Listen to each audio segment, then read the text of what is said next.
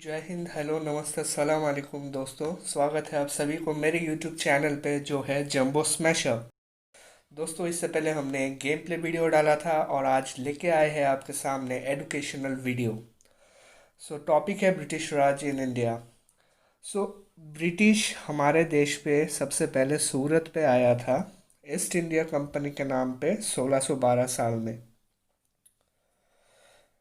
Sir Thomas Roe की leadership में company ने फैक्ट्री भी लगाया था। इससे पहले ईस्ट इंडिया कंपनी बिजनेस करने के लिए आया था, पर ब्रिटिश ईस्ट इंडिया कंपनी ने 1757 साल में हिंदुस्तान का राजनीतिक बागडोर अपने हाथ पे ले लिया था। ब्रिटिश ईस्ट इंडिया कंपनी 1757 लेके 1858 तक हिंदुस्तान को राज किया है। पर हमें पता है कि अंग्रेज़ ने 200 साल तक राज किया है हमारे देश को। पर ऐसा क्या हुआ था जो ब्रिटिश ईस्ट इंडिया कंपनी ने लगभग 100 साल तक ही हिंदुस्तान में राज कर पाया हुआ है। चलिए देखते हैं द रिवॉल्ट ऑफ 1857, जो कि 1858 तक राज किया था। उससे पहले 1 साल पहले हुआ क्या था ईस्ट इंडिया कंपनी के साथ। The matter of cartridges. Actually बात ऐसी थी कि तब ना तो कोई AK-47 थी या ना तो कोई मशीन और सब मशीन गन। तो ब्रिटिश ईस्ट इंडिया कंपनी ने अपने सिपाहियों को एनफील्ड राइफल दिया जाता था।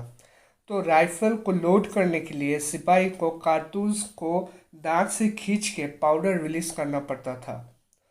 और कारतूस में जो ग्रीस होते थे वो बीफ यानी कि गाय और पोर्क यानी कि सुअर के चर्बी से बना होता था।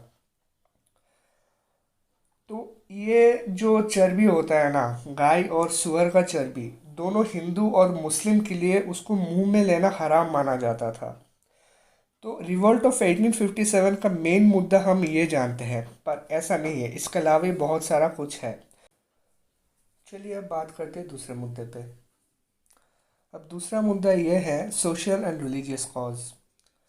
जब ब्रिटिश सरकार आए थे उन्होंने पॉलिसी बनाया था कि सरकार कोई भी हिंदुस्तान के सोशल और रिलीजियस एक्टिविटीज़ में अपना टांग नहीं अड़ाएगा। पर जैसे दिन गुजरता गया ब्रिटिशर्स ने अपनी पॉलिसी को छोड़ना पड़ा। ब्रिटिशर्स ने सती प्रथा को भी बंद करना चाहा।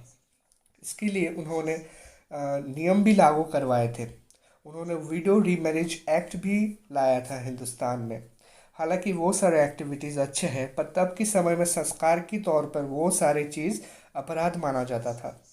ब्रिटिशर्स ने क्रिश्चियनिटी को भी इंट्रोड्यूस किया था। पर इंट्रोडक्शन करना अच्छी बात है, पर ज़बरदस्ती किसी का रिलीजन कन्वर्ट करना वो बुरी बात होता है। तो चलिए तीसरे मुद्दे पे बात करते हैं, जो कि है मिलिट्री डिवीजन्स।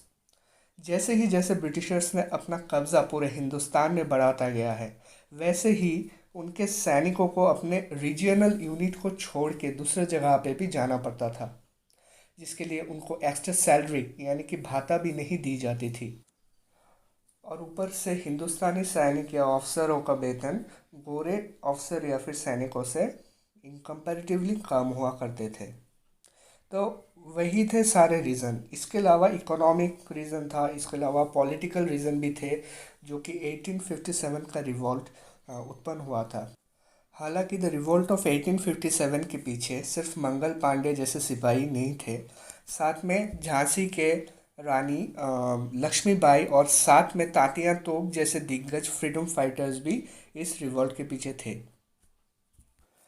इस रिवॉल्ट के बाद द रिवॉल्ट ऑफ 1857 के बाद ईस्ट इंडिया कंपनी को भारत छोड़ के जाना पड़ा था। इसके बाद जो भारत का जो राजनीतिक बागडोर है वो संभाले थे ब्रिटिश पार्लियामेंट यानी कि ब्रिटिश क्राउन ने।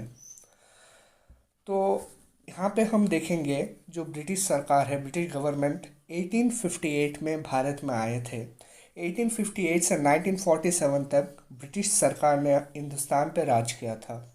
It was nearly 89 years that British ruled India. तो चलिए देखते हैं ब्रिटिश सरकार ने आने के बाद क्या स्टार्ट किया था। Government of India act 1858। Introduction of secretary of the state. Secretary British parliament के एक मिनिस्टर थे होते हैं जो इंडिया में भेजा जाता है इंडियन एडमिनिस्ट्रेशन को संभालने के लिए।